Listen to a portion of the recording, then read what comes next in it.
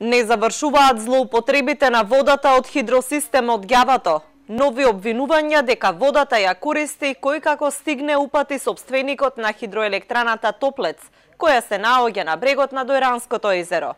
Кире Илиовски реагира дека системот кај Богданци, изграден пред 17 години за спас на Дојранското езеро, е без никаква контрола.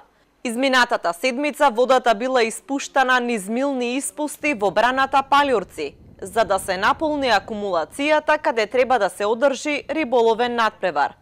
Со тоа до езерото и турбините на електраната доаѓале едва и 100 литри вода во секунда, а во договорот државата е обврзана да му доставува минимум 200 литри вода во секунда.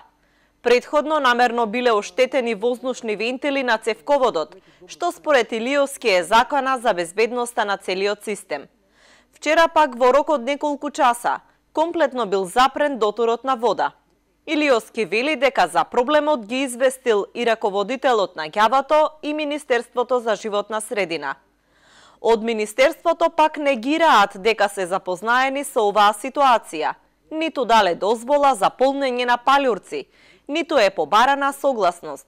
Од кабинетот на министерот информираат дека ќе ги истражат тврдењата на Илиовски и ќе се бара одговорност доколку се докаже дека Палјурци се полни од водата на Ѓавато.